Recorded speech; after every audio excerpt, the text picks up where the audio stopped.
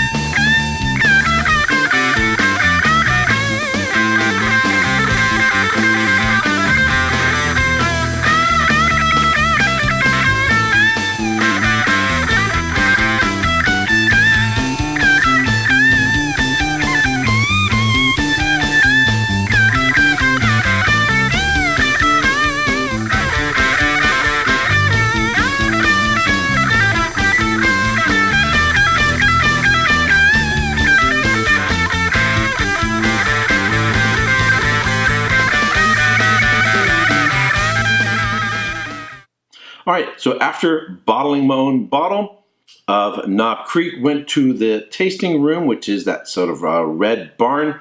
And most wineries you go to, they will have maybe 4 or 5 glasses, and you do a tasting like that. Same thing with distilleries. You have a sit-down tasting, and you might try 3 or 4 bourbons. because Jim Beam produces so many bourbons, they're not going to tell you which ones to taste, and obviously you can't taste them all without getting a little bit of a little schnock. So what they do is they have these machines in the tasting room, and they give you a little glass like this, a little souvenir glass, and then they give you something that sort of looks like an ATM card. It has a little chip in it, and you go to the machine and you put the card in it and you choose which ones you want to taste. You get to taste 3 bourbons. So while I was there, I tasted the Basil Hayden's, which is 40% alcohol by volume or 80 proof.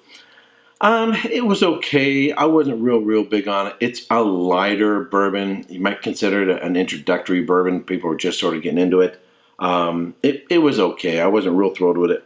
The second was the single barrel, which is bottled at 92 proof or 42.5% alcohol by volume. Really like that one.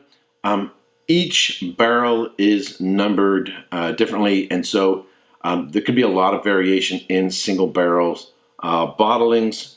So it'd be interesting to then try another single barrel at another time and compare them. The third was my favorite, which was Booker's. Booker's comes from a barrel that's selected out of the middle of the rickhouse. And you say, what's a rickhouse? Rickhouse is those large, maybe like 6 or 7 different floors, and they have barrels on the different levels. You've probably been noticing them in the videos. They are usually white, and then they turn black. The black is actually a mold or a fungus that likes to consume alcohol. If you go to Champagne, in the Champagne cellars, you'll find something very similar, and you'll see champagne bottles sort of covered in mold. And that may seem kind of gross, but it doesn't affect the wine, the champagne, or the bourbon. It just tends to color the building. So some distilleries will just paint their rickhouse black, since they're going to turn black anyway. So some distilleries will rotate their barrels because it's hotter on the top than it is on the bottom. And so they'll rotate them so that they all get evenly aged at the same rate. Some will blend. They'll take some from the top, middle, and the bottom, and then blend them to get consistency that way. And then, it's expensive to move them around. It's cheaper to blend them.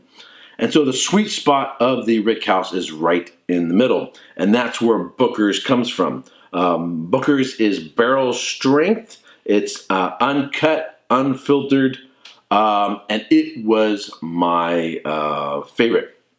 Alrighty, so in this tasting, I'll be tasting the white label, the most common bourbon in the world, and then the Jim Beam Black Extra Aged. The white is aged for about 4 years. The extra aged, the black, is aged for about 8 years. Alrighty, so these came as a little gift set from the tasting room, and it comes along with this little metal tasting cup, but I'm going to try it from a Glencairn instead. So the white label, I smelled them both first. So I poured these about a half an hour ago, let them open up a little bit. So the white label is a little lighter. I get a little bit more green apple on the nose. I do get the corn notes, some spice, vanilla, spice, maybe some slight tropical notes, pineapple, canned pineapple, baked pineapple, definitely a lot of floral notes. Perhaps a little bit of ginger, cinnamon, but it is a lighter nose. Now the black label, yeah, it's darker, heavier, more intense corn notes. You get more of the vanilla pudding, caramel corn, butterscotch, a little bit of nuttiness, sort of slightly burnt marshmallows, cinnamon toast, nutmeg, vanilla. Right, so just on the nose, the Black Label is the style that I tend to lean towards in terms of the bourbons that I really, really like. The White Label actually sort of reminds me of a cross between an Irish whiskey and a bourbon. All right, on the palate.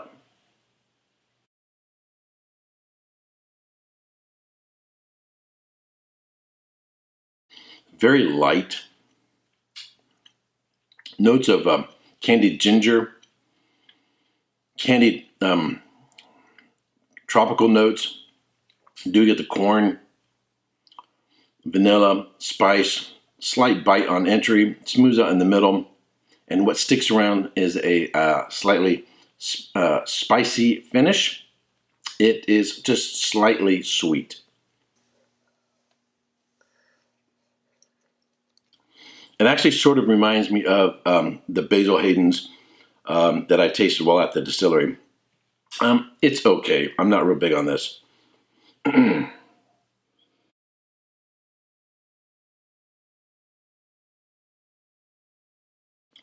I would say the White Label I would probably use for blending.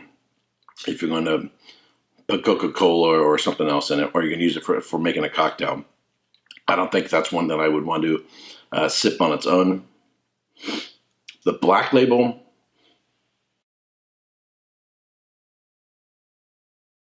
more intense and concentrated flavors, a little bit of bite on entry, smooth in the middle, but has a real spicy finish, and that bite, that tingle, sort of sticks around in the finish.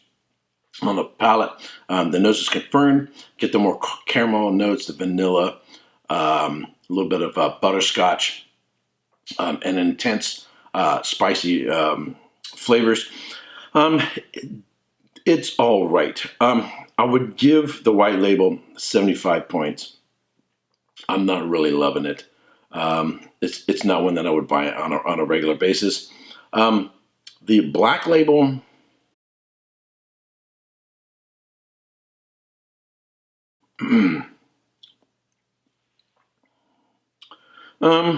it's all right. I would give it 82 points. Neither one of them are really, really thrilling me.